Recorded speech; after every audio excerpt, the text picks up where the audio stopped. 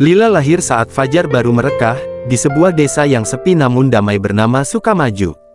Ayahnya, Damar, adalah seorang buruh bangunan. Ibunya, Rini, adalah perempuan pendiam yang gemar menanam bunga di pekarangan rumah. Namun saat ekonomi menghimpit dan kehidupan menjadi terlalu sempit, Damar dan Rini memutuskan pindah ke kota, meninggalkan Lila kecil dalam asuhan Nenek Rumi. Ibu dan ayah akan bekerja keras agar kamu bisa sekolah tinggi, ya, sayang, begitu janji terakhir ibunya sebelum menaiki bas. Lila yang baru berusia 5 tahun hanya mengangguk, tak benar-benar paham apa arti perpisahan. Tapi sejak hari itu, Lila tak lagi melihat pelukan hangat ibunya, atau suara berat ayahnya yang biasa membacakan dongeng sebelum tidur. Hari-hari Lila diisi dengan kegiatan sekolah, membantu nenek di ladang, dan menulis surat. Itu satu-satunya cara ia merasa dekat dengan ibunya, menulis cerita kecil dari kehidupannya, berharap suatu hari akan ada balasan. Surat pertamanya ia tulis di atas kertas buku tulis robek. "Ibu, tadi aku dapat bintang 3 di sekolah. Guruku bilang aku rajin. Nenek buatkan aku ubi goreng. Rasanya enak, tapi aku rindu ibu, rindu sekali." Lila, ia menyelipkan surat itu dalam amplop coklat, menuliskan alamat yang terakhir diberikan ibunya, lalu menyerahkannya pada Pak Hadi, petugas pos desa. "Berapa banyak surat yang sudah kamu kirim, Lila?" tanya Pak Hadi suatu hari. 42, jawabnya polos. Tapi belum pernah ada balasan. Pak Hadi menatap Lila dengan tatapan iba, tapi tak berkata apa-apa.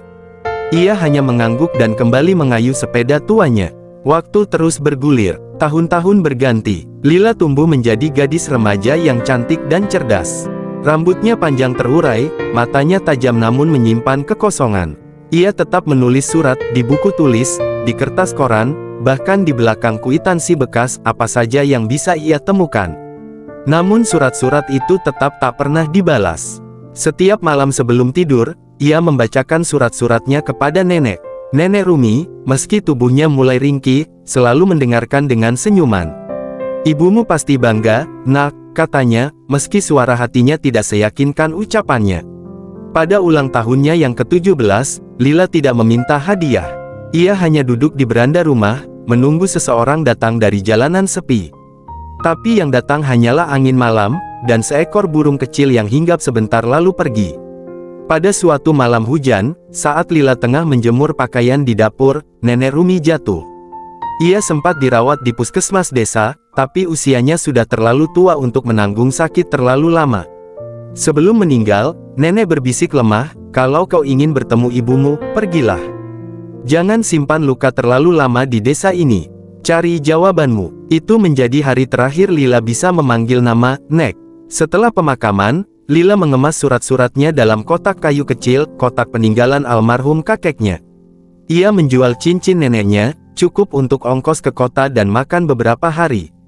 Dengan bas tua yang penuh debu, Lila berangkat membawa kotak berisi kenangan dan rindu. Tujuannya, kota tempat ibunya terakhir mengirimkan alamat bertahun lalu. Tiba di kota, Lila disambut hiruk-pikuk jalanan, klakson yang bersahut-sahutan, dan wajah-wajah asing yang berlalu lalang. Ia menelusuri alamat lama, Jalan Melati No. 19. Namun rumah itu kini telah berubah menjadi toko kelontong. Seorang wanita parubaya menyambutnya dari balik meja kasir. "Maaf, Bu, apakah pernah ada yang bernama Rini tinggal di sini?" Wanita itu menggeleng pelan. "Saya sudah tinggal di sini 5 tahun. Sebelumnya rumah ini kosong lama. Tidak tahu siapa yang punya dulu." Lila terdiam. Untuk pertama kalinya, ia sadar ia mungkin telah kehilangan ibunya, bukan hanya secara fisik, tapi mungkin untuk selamanya. Lila menghabiskan malam di taman kota, duduk di bangku yang basah oleh embun. Ia membuka satu persatu surat yang pernah ia tulis, tentang ulang tahunnya yang ke-10, tentang kehilangan ayam kesayangannya, tentang nenek yang membuatkan sup saat ia demam. Semua surat-surat itu adalah potongan hatinya yang ia simpan rapi. Tangisnya pecah, bukan hanya karena kehilangan, tapi karena harapan yang tak lagi bisa digantungkan. Dengan korek api kecil yang ia bawa dari desa, Lila membakar surat itu, satu demi satu. Membiarkan setiap kata dan doa mengalir dalam asap, melayang menuju langit malam. Orang-orang yang lewat memandangnya aneh, tapi ia tak peduli. "Ibu, jika kau masih hidup, aku harap kau bahagia. Aku harap kau tahu, aku menunggumu seumur hidupku. 3 bulan kemudian, sebuah surat datang ke rumah kecil Lila di desa, yang kini kosong. Surat itu datang dari seorang wanita bernama Rini. Ia menulis dengan tangan gemetar. Rupanya, selama bertahun-tahun, ia hidup di bawah tekanan sang suami baru yang melarangnya berhubungan dengan masa lalu. Ia menangis saat mendapati nama Lila dari seorang kenalan lama di puskesmas kota. Ia menyesal, teramat menyesal, tapi surat itu datang terlambat. Lila telah pergi meninggalkan desa. Entah kemana, yang tersisa hanyalah kotak kayu kosong, dan satu pot bunga jambu di halaman rumah, yang masih mekar setiap musim hujan datang. Pagi itu Lila terbangun di sebuah bangku taman, tubuhnya diselimuti udara dingin dan sisa embun yang menggigit. Seorang petugas kebersihan sempat menatapnya heran, namun tak berkata apa-apa. Ia hanya menyapu daun-daun gugur yang berserakan, seolah paham bahwa beberapa luka tak perlu DBB.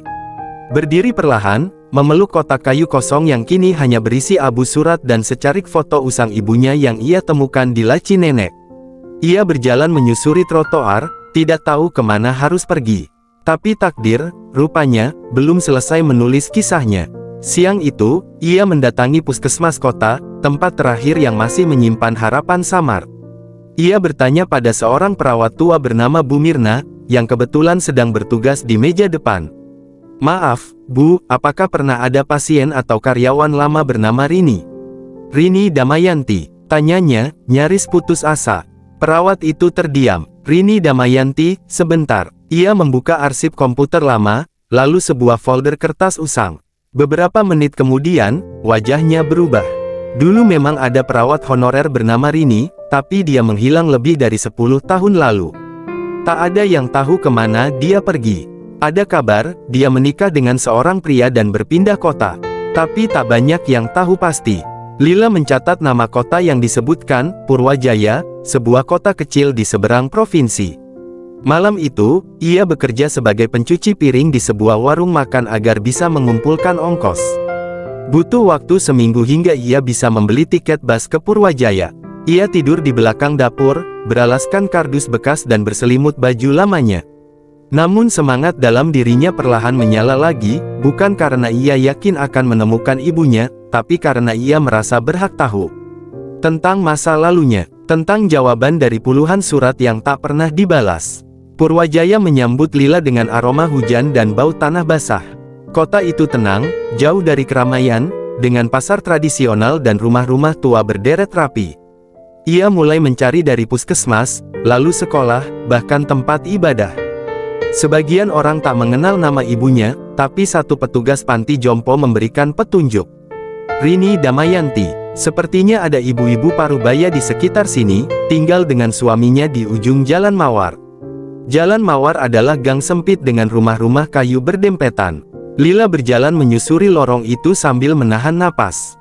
Setiap langkah terasa berat, seperti menapaki masa lalu yang dipaksa untuk dihidupkan kembali. Akhirnya, ia berhenti di depan rumah berwarna hijau pudar. Pintu rumah itu terbuka sedikit. Di dalam, seorang wanita sedang menyapu lantai. Rambutnya sudah mulai memutih, namun wajahnya. Lila mengenali garis halus di matanya. Itu wajah yang sama dengan foto yang ia simpan. "Ibu," bisik Lila nyaris tanpa suara. Wanita itu menoleh perlahan. Tatapannya kosong beberapa detik, sebelum mata itu membesar, dan sapu jatuh dari tangannya. Lila, sejenak, keheningan membeku di antara mereka. Tak ada pelukan, tak ada tangis meledak. Hanya dua pasang mata, satu memancarkan luka lama, satu lagi dipenuhi penyesalan yang tak terbendung. Lila berdiri kaku di depan pintu, menatap perempuan yang melahirkannya tetapi juga meninggalkannya. Rini, ibunya, mendekat perlahan, seperti takut sentuhan sekecil apapun bisa membuat gadis di hadapannya pecah. "Lila, kamu sudah besar, begitu besar," ucapnya dengan suara bergetar. "Sudah 17 tahun, Bu," jawab Lila datar. "Hampir seumur hidupku tanpa ibu." Rini menggigit bibirnya, menahan air mata yang akhirnya jatuh juga. "Aku menulis surat, ratusan kali. Aku menunggu, bertahun-tahun. Tapi tak satu pun ibu jawab." Suara Lila meninggi, lalu pecah.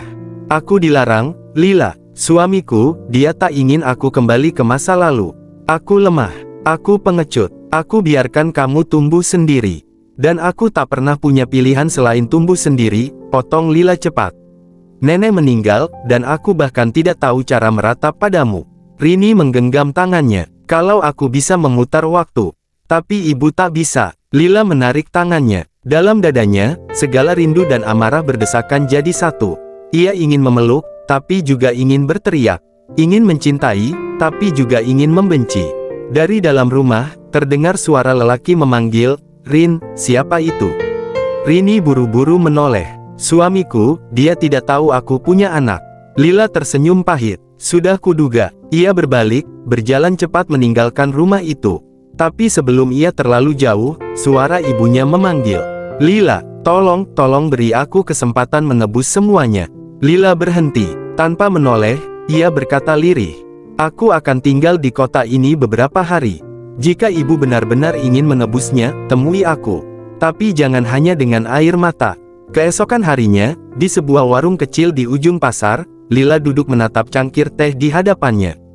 Ia tak menunggu dengan harapan, hanya ingin tahu, apakah kali ini ibunya akan datang. 10 menit, 20, 30, hingga akhirnya, suara langkah tergesa datang. Rini muncul, napasnya memburu, wajahnya penuh luka batin. Ia duduk di seberang Lila, membuka tas kecilnya, dan mengeluarkan sesuatu, sepucuk surat tua. "Kusam, tak pernah dikirim. Aku sempat menulis dulu, tapi tak pernah punya keberanian mengirimkan. Ini untukmu." Lila membuka surat itu. Tulisannya goyah, namun penuh rasa. "Untuk Lila, anakku yang selalu ada dalam doaku." Surat itu berisi penyesalan, cinta yang terpendam, dan harapan kecil bahwa suatu hari Lila akan mengerti. Dan hari itu, di meja kayu yang sederhana, dengan 2 cangkir teh yang tak disentuh, 2 hati yang terluka akhirnya mulai menjahit kembali waktu yang patah. Hari itu senja turun perlahan di kota kecil Purwajaya.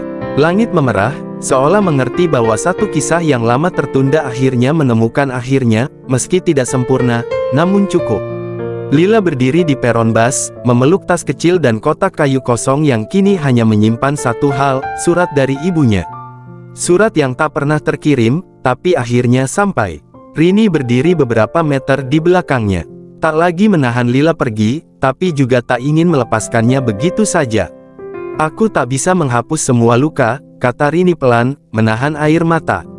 "Tapi kalau kau izinkan, aku ingin menjadi bagian dari hidupmu lagi. Sekalipun hanya sebagai suara di ujung telepon, atau nama di surat yang kali ini akan selalu kau balas." Lila menatap ibu yang pernah ia benci, yang kini hanya tampak seperti perempuan rapuh yang menanggung kesalahan bertahun-tahun. Ia tak menjawab, hanya mengangguk pelan, cukup untuk memberi harapan. Bus datang. Lila melangkah naik, lalu duduk di dekat jendela. Kota Purwajaya perlahan tertinggal di belakang. Tapi ia tahu, untuk pertama kalinya, ia tak benar-benar sendiri. Di pangkuannya, surat terakhir dari ibunya terlipat rapi. Di sampulnya, dengan tulisan tangan yang gemetar, tertulis, "Untuk Lila, anakku yang tak pernah berhenti menunggu." Lila tersenyum kecil, dan untuk pertama kali dalam hidupnya, ia menulis balasan. Bukan dengan tinta, tapi dengan memaafkan. Beberapa bulan kemudian, di desa tempat Lila tumbuh besar, rumah nenek yang lama kosong kini dirawat kembali. Di halaman depan, tumbuh pohon jambu air yang mekar, dan di berandanya terdapat kotak surat kayu baru, buatan Lila sendiri. Dan setiap minggu, di kotak itu selalu ada surat. Dari seorang ibu kepada anaknya. Dari seorang anak kepada ibunya. Bukan lagi surat yang tak pernah dibalas. Tapi surat-surat yang akhirnya pulang.